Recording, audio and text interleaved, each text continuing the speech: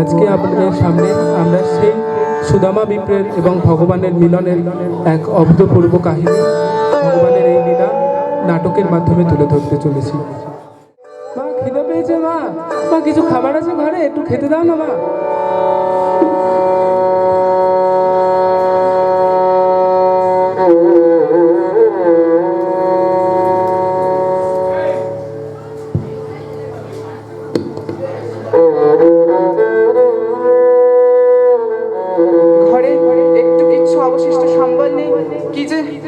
করি স্বামী, স্বামী, স্বামী, জীবন ধারণের জ্বালা যে আর সহ্য হচ্ছে না, অভাব অনটন, এখন কি করব আপনি বলুন।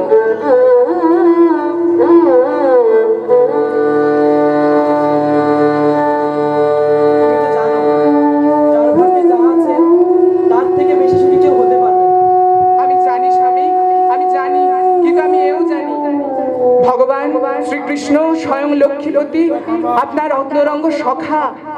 আপনি যদি একবার তার সম্মুখে আপনার দারিদ্র্যের কথা উপস্থাপন করেন, আপনি যদি নিজেও একবার তার সামনে উপস্থিত হন, আপনি একটুখানি দেখুন, সে আপনার দুঃখ দুর্দশা বোঝা মাত্রই আপনাকে অর্থ প্রদান করবে, যাতে আপনি সুখ ও স্বাচ্ছন্দ্যে জীবনযাপন করতে পারেন। সে ঠিক বুঝতে পারবে, সে সকলের মনের কথা জানে, সে আপনার ব্যক্তিগত সখা। এইভাবে বারংবার সুদামা পত্নীর অনুনয় বিনয়ের ফলে অবশেষে সুদামা বিপ্র দ্বারকায় ভগবান শ্রীকৃষ্ণের কাছে যেতে মনস্থির করলেন। এবং ঠিক আছে, তাই হোক, আমি দ্বারকায় যেতে প্রস্তুত হলাম। কিন্তু দ্বারকাধীশের সাথে সাক্ষাৎ করতে গেলে আমি তো খালি হাতে যেতে পারি না। আপনি একটু সময় অপেক্ষা করুন, আমি এখনই আসছি। সুদামা পত্নী প্রতিবেশী বান্ধবীর কাছ থেকে 4 মুষ্টি চিরা এনে সুদামার হাতে তুলে দিলেন। তা নিয়ে সুদামা ভগবানকে স্মরণ করে দ্বারকার পথে রওনা হলেন।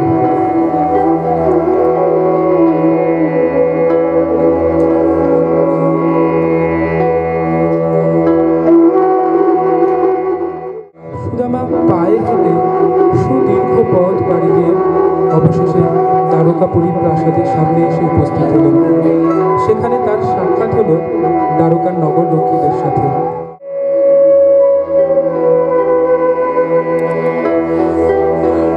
হে বিপ্র, কি হেতু আপনার এই দ্বারকাপুরে আগমন? আমি বিশেষ কিছু কারণবশত ভগবান দ্বারকাধীশের সাথে সাক্ষাৎ করতে চাই।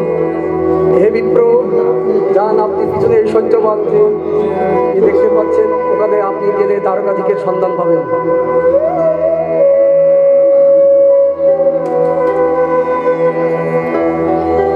এইভাবে বহু কথোপকথনের পর সুদামা বিপ্রকে তারা প্রাসাদের ভিতর প্রবেশ করার অনুমতি দিলেন এবং সুদামা বিপ্র তখন ধীরে ধীরে দ্বারকাপুরীর অভ্যন্তরে প্রবেশ করলেন। সেই সময় ভগবান শ্রীকৃষ্ণ রুক্মিণী দেবীর ঘরে শয্যারত ছিলেন, কিন্তু পালঙ্কে বসে থেকেও দূর থেকে তিনি দেখতে পেলেন তার সখা সুদামা আসছে। সে সুদামাকে দেখতে পেয়ে তিনি ছুটতে গিয়ে তখন সুদামাকে স্বাগত জানালেন তার গৃহে।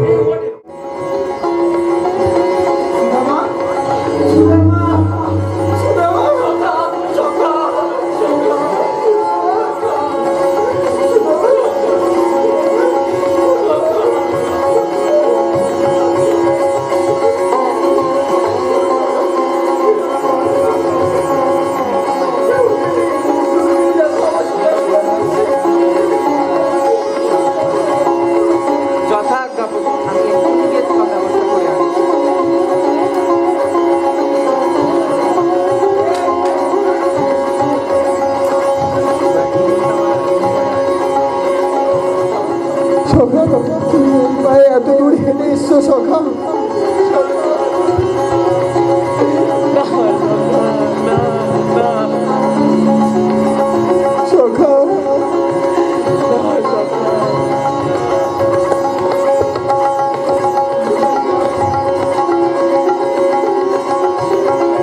ভগবান সুদামা বিপ্রকে বহুদিন বাদে তার কাছে পেয়ে তাকে বিভিন্ন উপাচার সহকারে তার স্বাগত জানানোর ব্যবস্থা করেন। তিনি সুদামা বিপ্রের পা ধৌত করে দেন, তাকে পুষ্প, মাল্য, চন্দন, ফল দিয়ে সুস্বাগত জানান তার আরতি করেন এবং রাজকীয় উপায়ে তার প্রিয় সখা সুদামা বিপ্রকে স্বাগত জানান।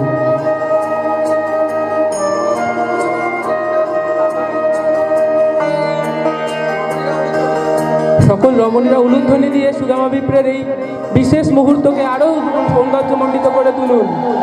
প্রভুরা হরিবোল বলুন একবার, হরে কৃষ্ণা।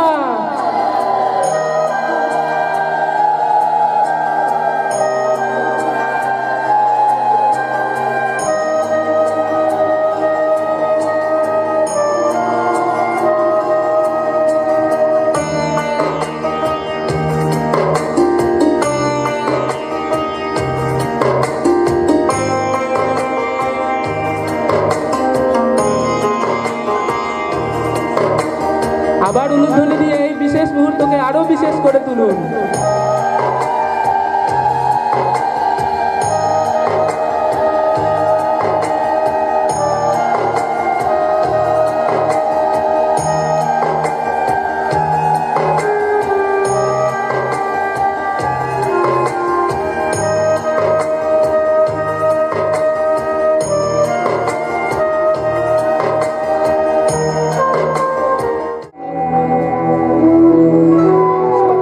তুমি কেমন আছো সখা? সবকিছু বুঝা লাগছে তো সখা? তোমার স্ত্রী, সন্তান, সন্তানি সবাই সঠিক আছে তো সখা? হ্যাঁ সখা, ওরা সবাই খুব ভালো আছে। তুমি কেমন আছো সখা? আমি খুব ভালো আছি সখা, আমি খুব ভালো আছি।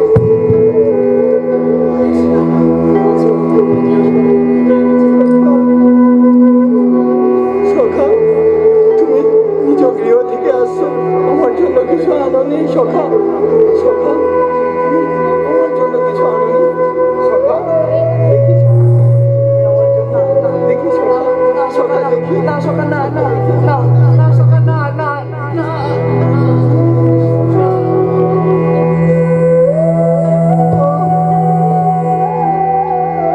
ও মা, চিড়ে, এ তো পরম সুস্বাদু সখা।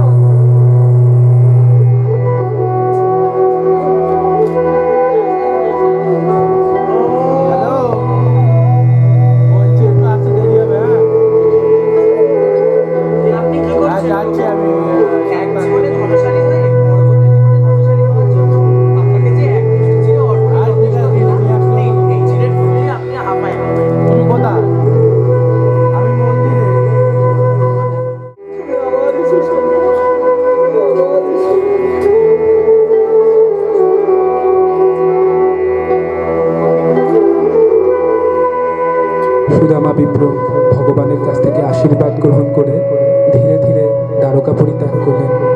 ভগবানের কাছ থেকে পেয়ে যাওয়া তার এই সুমধুর স্মৃতি সে সঙ্গে নিয়ে এই স্মৃতিতেই সে আনন্দিত হয়ে দীর্ঘ পথ আবার অতিক্রম করার জন্য তার যাত্রা শুরু করলেন।